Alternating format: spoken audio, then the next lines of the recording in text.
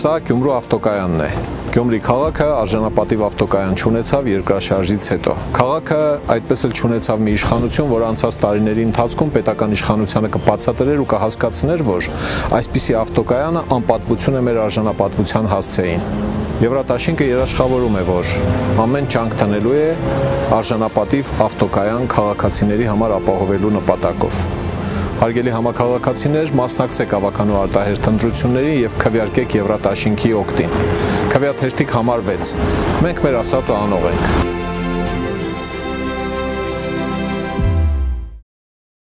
Քերծվածքակայուն, ջրադիմացկուն եւ հարվածակայուն լամինատների նշված տեսականին ձեռք բերեք իդեալ համակարգի խանութ սրահներից 1 քառակուսի մետրը սկսած ընդամենը 2450 դրամից։ Որ մենք շատ խիտ գրաֆիկով են գնալու եւ առնվազն 4 գերատեսչություններ դեռ պետք է զեկույցով հանդես գան 24 թվականի կատարողականի մասով Տիկին Գրոյան Գեամանուկյանը այնքան հարցերի շղթան մեծ է Պարոն Հարապետյանին մենք որոշեցի տեղաշարժեմ ազգային անվտանգությունը կլինի իրանից հետո Տիկին Գրոյան մեկ հարցի շրջանակում ես եւ դուք եւ անցնենք պարոն Հարապետյանի զեկույցին Տիկին Սարգսյան իրականում մեկ հարց էլ նախատեսել էի հնչեցնել, վերջին մի քանի օրերի ընթացքում մեծ աղմուկ է հանել Արցախցի Տիգրան Ուլուբաբյանի նկատմամբ տեղի ունեցած խոշտանգումը եւ այդ դեպքը։ Դուք գիտեք, որ Վանաձորի ոստիկանները խոշտանգման են ենթարկել Տիգրանին եւ ստիպել են գրել ցուցմունք, որ իրենց համար ընդունելի կլիներ, բայց մինչեւ այսօր այդ ոստիկանները շարունակում են իրենց աշխատանքը, որևէ հետևանք չկա։ Ես ուզում եմ ձեր դիրքորոշումը լսել այս առումով, որովհետեւ գիտեք, զուգահեռներ կարելի է տանել, տեսեք, երիտասարդ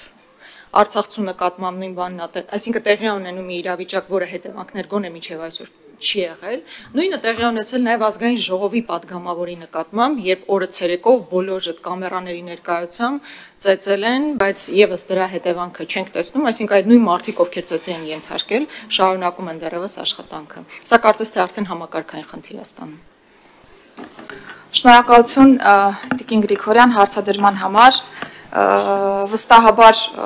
տեղյակ եմ, թե ինչ դեպքի մասին է խոսքը եւ նաեւ հանրային տիրույթում ինչ խոսակցություններ են նաեւ այս դեպքի մասով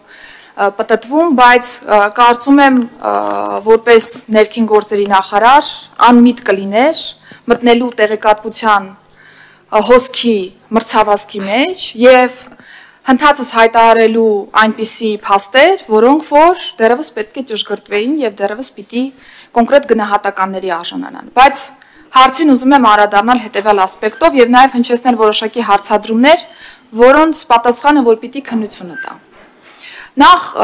ցանկացած իրավիճակում մեր խնդիրն է հանրային համերաշխության պահպանումը, բայց կոնկրետ այս դեպքի մասով տարբեր մտքեր են հնչեցվում, որ Լեռնային Ղարաբաղից բռնի տեղահանված մեր հայրենակիցներին, մեր քույրերի եւ եղբայրների նկատմամբ Հայաստանի Հանրապետությունը չի պաշտպանում նրանց, հակառակը ավելի է թիրախավորում, նրանք մենակ են, նրանց պետք է պաշտպանել ոստիկաններից, ոստիկանության համակարգում կա Լեռնային Ղարաբաղից բռնի տեղահանված անձանց նկատմամբ առանձնահատուկ վերաբերմունք եւ այսպես շարունակ։ Ես պիտի հստակ արձանագրեմ, որ Լեռնային Ղարաբաղից բռնի տեղահանված մեր հայրենակիցները առանց այտել իրադարձությունների բերումով տուժել են եւ գտնվում են խոցելի իրավիճակում, տեղահանվել են, ունեն բազմաթիվ կարիքներ, որոնք ըստ էության հասցեագրման եւ նաեւ լուծման կարիք ունեն եւ այստեղ անընդհատ փորձել էմոցիոնալ դաշտ ստեղծել նրանց համար, դա որևէ մեկի համար, որևէ ձևով օգուտ բերող process չի կարող լինել եւ հակառակը այդպես ավելի են թիրախավորվում մեր հայրենակիցները եւ կարծում եմ, որ այս պարակչական գործողությունները ընդհանուր հանրային խոսույթում պիտի դադարեցվեն, որովհետեւ դա առնվազն բարոյական չէ։ Պատասխանատու հայտարարում եմ, որ Հայաստանում լինի ՀՀ քաղաքացի, լինի Լեռնային Ղարաբաղից բռնի տեղահանված անձ, եթե կա անձի իրավունքների պաշտպանության հարց կամ կա անձի իրավունքների խախտման հետ կապված հարց, չկա որևէ տարբերություն, որովհետև մենք գործ ունենք մարդու հետ։ Սա առաջինը։ Կոնկրետ դեպքի մասով ես պիտի ասեմ հետևյալը, որ խոշտանգման կամ մարդու նկատմամբ բռնության ցանկացած ահազանգ իհարկե մտահոգիչ է, ես մտահոգիչ եմ անձամբ համարում, հատկապես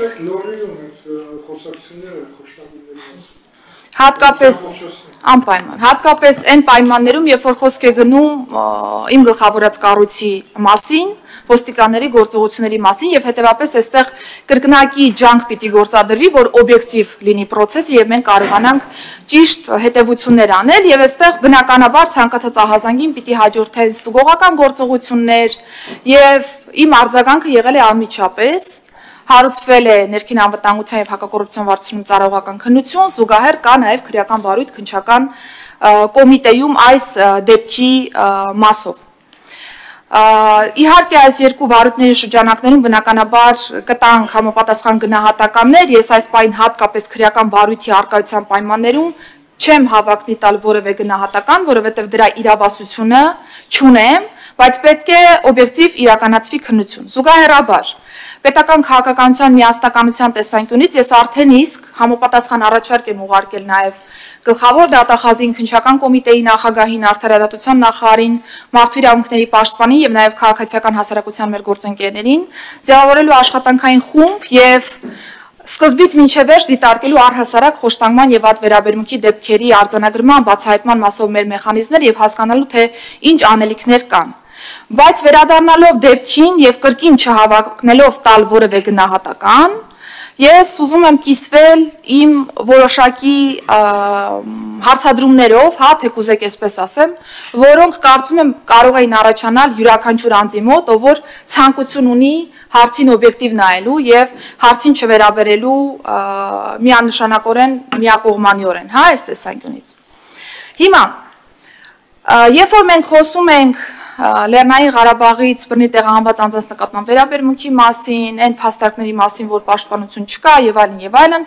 ուզում եմ հիշենք, թե ինչ դեպքի մասին է խոսքը։ Այսինքն ինչ հանցագործություն է գրանցվել ոստիկանությունում, որի շրջանակներում կոնկրետ ահազանգող անձը հայտնվել է ոստիկանության տեսադաշտում։ Սա կարծես թե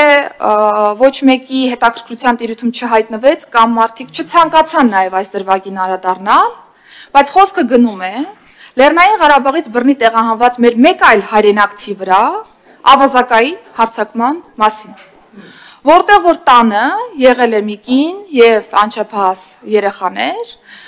կատարվել է հափշտակություն ոսկյա իրերի եւ ես հետամուտ եմ լինելու, որպեսզի Լեռնային Ղարաբաղից բռնի տեղահանված մեր տվյալ հայրենակցի նկատմամբ կատարված հանցագործությունը բացահայտվի եւ բոլոր անձին կենթարկվեն պատասխանատվության, որովհետև նորից եմ շեշտում, ունենալ նմանատիպ խոցելի վիճակում գտնվող հայրենակից եւ նրա նկատմամբ կատարել ավազակային հարձակում, գործընկերներ, գողություն չէ, ավազակային հարձակում, երբ որ մենք բոլորս գիտենք եւ տուժողն էլ գիտի հանցան կատարած անձին, նրա ներկայությամբ է կատարվում արարքը եւ չի թաքցվում տվյալ հանցագործության իրականացումը։ Երկրորդը Խոշտանգման այս դեպքի ընդհանուր վարույթների շրջանակներում, այս դեպքի մասով, համացանցում շրջանառվեց մի լուսանկար եւ փորձ կատարվեց այդ լուսանկարը վերագրել այս դեպքին, որտեղ որ ոստիկանության տվյալ բաժնից թևանցուկ մի անձի դուրս են բերում ոստիկանության բաժնից եւ փորձ կատարվեց նաեւ զուգահեռներ անցկացնել այս երկու դեպքին եւ որպես ապացույց խոշտանգման եւ անձի դրության մասով բերել այս լուսանկարը։ Չնայած որ մենք հերքեցինք հանրայնորեն, որ այս լուսանկարը կատարված է մի քանի տարի առաջ եւ բացարձակ կապ չունի այս դեպքի հետ, բայց դերևս շարունակվում է այս լուսանկարը կապվել այս իրադարձության հետ եւ պնդել, որ անձը տվյալ վիճակում է եղել։ Սա հարցադրում եմ հնչեցնում, ինչու։ Ինչու է այս դեպքի հետ կապվում մի իրադարձություն, որն այս դեպքի հետ կապ չունի։ Այս դեպքի մասով տարածվեց համացանցում մեր երկու ծառայողների մասով առնվազն լուսանկարներն եմ ես տեսել, պիտի փաստեմ, որ ծառայողներից մեկը մի քանի օր առաջ մեկ այլ հանցագործության բացահայտման, մեկ այլ հանցան կատարած անձի նռնակով վնասազերծման դեպքի շրջանակներում վտանգելով իր կյանքը ստացել է վնասվածքներ եւ հայտնվել հիվանդանոցում։ Հիմա որպես նախարար իմ հարցադրումը հետեւյալն էր. Ոստիկանության ծառայողը կարող է օրեր առաջ պատշաճ ոստիկանին բնորոշ վարքագիծ դրսևորել, պահպանելով օրենքը եւ ապահովելով այլ անձանց անվտանգությունը, օրեր հետո վերածվել մարդու իրավունքները կոպտորեն խախտող ոստիկանի։ Այս հարցի պատասխանը պիտի տա քննությունը։ այս հարցի պատասխանը ես տալ չեմ կարող, բայց առնվազն այս հանգամանքը ես բարձրացնել պարտավոր եմ ուղղակի։ Հիմա ըստ ենթադրյալ տուժողի խոսքերի 8 հոգով ինտենսիվ ծեծ է եղել իր նկատմամբ։ Կրկին, այս հարցի պատասխանը պիտի տա քննությունը, քանի հոգով, ինչ իրադարձություն, ինչպես, ոնց, որտեղ, բայց պիտի նշեմ, որ դատաբժշկական փորձաքննություն եղել է եւ ծառայողական քննության շրջանակներում 3 ստացվել է դատաբժշկական փորձաքննության եզրակացությունը։ Ծառայողական քննության շրջանակներում ես ստացել եմ փորձաքննությունը։ Փորձագետը եզրակացության եզրափակիչ մասում նշել է հետևյալը, եւ ես ուզում եմ բառացիորեն գործընկերներ վկայակոչեմ եզրակացության եզրափակիչ մասը։ Բուժհաստատությունում նշած ձախ ականջախեցու եւ գլխի ծոծրակային շրջանի փափուկ հյուսվածքներ սալջարդերի ախտորոշումը հիմնավորված չէ զննության օբյեկտիվ տվյալներով, որի պատճառով էլ որպես մարմնական վնասվածք չի ընդունվում եւ չի մեկնաբանվում։ Ինչ կարելի է եզրակացնել հանրային տիրույթում նման մանրակրկտությամբ դեպքի մանրամասների նկարագրությունից ինտենսիվ ծեծ, 8 հոգի, հարվածներ դեմքին, վենաշապիկը հանելու պրոցես եւ փորձագետի եզրակացությունը եւ նաեւ բուժհաստատության տված նախնական ախտորոշումը։ Ինչ է ստացվում, որ նման իրավիճակի պայմաններում թե հիվանդանոցը, թե դատաբժիշկը պիտի տար ավելի բարդ նկարագրություն իրավիճակի, քան որ մինչև այս պահը ֆիքսված է։ Սա ուղղակի փաստեր եմ արձանագրում, որպեսզի յուրաքանչյուրս իրավիճակին նայենք օբյեկտիվ եւ չտանք գնահատականներ, չսեւացնենք որոշակի անձանց, որոնք որ կարող է վերջնարդյունքում մեղավոր չհամարվեն։ Բայց նորից եմ շեշտում, ես գնահատական չեմ տալիս։ Ես ֆիքսում եմ, որ կա քաղաքացու ահազանգ, որտեղ նշվում է, որ 10 րոպեն 1 ինտենսիվ ծեծ է եղել է տարբեր վնասվածքներ, եղել են 8 հոգի, 10 րոպեն 1 ինտենսիվ ծեծի արդյունքում չստանալ վնասվածք եւ անկախ փորձագիտական եզրակացությամբ դա չֆիքսվի, սա ուղղակի պիտի դառնա օբյեկտիվ քննության առարկա։ Գործի շրջանակներում բոլոր այս հանգամանքները պիտի քննարկվեն, պիտի հարցաքննվեն ոստիկանները, տարածքի հնարավոր տեսախցիկները, եթե կան այդպիսիք, պետք է առգրավվեն։ Դատաբժշկական փորձաքննությունը պետք է ուսումնասիրվի, փորձագետը միգուցե հրավիրվի հարցաքննության եւ այլն եւ այլն։ Ես ապավինում եմ քննչական կոմիտեին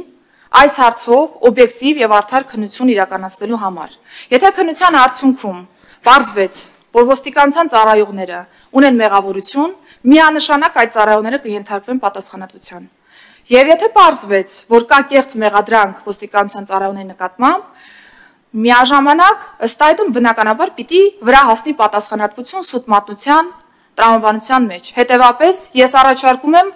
ընդհանուր այս քննարկումները չդիտարկել միակողմանի կերպով, ես որևէ թևին որևէ մեղադրանք կամ արդարացում տալ չեմ ուզում, բայց առնվազն հարկ համարեցի ազգային ժողովի նկատմամբ հաշվետվողականության շրջանակներում հնչեցնել այն բոլոր հարցադրումները, որոնք անձամբ ինձ համար առանձնահատուկ են եւ կարիք ունեն համակողմանի եւ օբյեկտիվ եւ լրիվ դիտարկման եւ քննության։ Կարծում եմ յուրաքանչյուր անձի մոտ, որ ցանկություն ունի իրավիճակի օբյեկտիվ նկարագիր տալու, այս հարցադրումները պիտի առաջացած լինեին Տիկին Գրիգորյան։ Հարցադրումներից պատասխանները բնականաբար պիտի տա քննչական կոմիտեն, որովհետև այս փուլում ծառայողական քննության շրջանակներում նմանատիպ գնահատականներ տալ ես չեմ կարող, որովհետև կա քաղաքացու իրավունքների պաշտպանության ավելի լավ գործիքակազմ, ավելի հուսալի, ավելի լայն գործիքակազմ, որը քրեական վարույթն է, եւ կարող է քննչական կամ դատավարական այլ գործողության շրջանակներում տարբեր հանգամանքների հայտ գան, հերկվեն կամ հաստատվեն։ Հետևաբար ես սպասում եմ քննչական կոմիտեի քննության արդյունքներին, վստահ լինելով, որ կլինի օբյեկտիվ բազմակողմանի եւ անաչառ քննություն, որի արդյունքներում ինչ ֆիքսվեց, իմ հետևությունները կկազմվեն ըստ այդ արձանագրումների։ Կլինի ոստիկանի մեղավորություն, ոստիկանները պետք է ենթարկվեն օրենքի ամբողջ խստությամբ պատասխանատվության։ Կլինի կեղծ մեղադրանք ոստիկանության ծառայողի նկատմամբ, ուրեմն այս անձը եւս պիտի ենթարկվի պատասխանատվության։ Շնորհակալություն, Տիկին, նախ ֆիքսեցինք դա Վիլեն Գաբրիելը։ Ես կարճ պետք է արձագանքեմ։ Շնորհակալություն։ Տիկին Սարգսյան, երբ ասում եք արցախցիների նկատմամբ թիրախավորումը պետք է բացառել եւ այլն, ես շատ ուրախ եմ, որ նման արձանագրում եք անում, բայց ցավոք քաղաքական մեծամասնությունն է, որ այնպիսի օրինակներ է ստեղծել, որոնք ուղղակի այլ բան չեն թողնում ենթադրել, որ կա փաստացի քաղաքականություն թիրախավորելու արցախցիներին։ Իմ կողքին նստած մարդը Գագիկ Մելքոնյանն էր, որ հայտարարում էր, որ արցախցիները իրենց պետք է հյուրի նման այստեղ պահեն, թող իրենց գործողությունները չափավորեն։ Հղում կարող եմ կատարել Ալեն Սիմոնյանի հայտարարություններին։ Ձեր մասով էլ կարող եմ ասել, որ վստահաբար տեսած կլինեք այնպիսի պարեկների մասով տեսաձայնագրություններ, որոնք ուղղակի թիրախավորում են մարդուն, բացառապես այն պատճառով, որ իրենք ունեն Արցախի ծագում։ Այսինքն խոսել նրա մասին, որ դրանք կեղծ, բուտաֆորիկ հայտարարություններ են, մեղմ ասած իրականությանը չեն համապատասխանում, որովհետև կան կոնկրետ օրինակներ, կոնկրետ դեպքեր։ Այս եւ պարոն Սիմոնյանի, Աշոտ Սիմոնյանի վերաբերյալ դեպքերը ես հատկապես այն դիտանկյունից էի տալիս, որ գիտեք, ասում են կան քննչական գործողություններ, իրավական գործընթացներ են տեղի ունենում, այս բան գնահատականներ տալ չեն կարող կասեցնել ոստիկանների գործմաները, հա, այսինքն ծառայական պարտականությունները չեն կարող կասեցվել, բայց այդ գործողությունները իրավական շատ երկար են տևում։ Օրինակ Աշոտ Սիմոնյանի գործը արդեն քանի տարի է քննվում։ Կարող է մի 5 տարի շարունակի քննվել, բայց այն մարդիկ, ովքեր հրապարակային, ես էլ հրապարակային ա եղել, կոնկրետ ծեծի են ենթարկել, այդ մարդիկ շարունակում են ծառայություն իրականացնել։ Հիմա այս գործն էլ կարող է մի 5 տարի քննվի, բայց եթե պարզվի, որ խոշտանգման դեպք է եղել, փաստացի 5 տարի շարունակ մարդիկ շարունակելու են ծառայության մեջ գտնվել։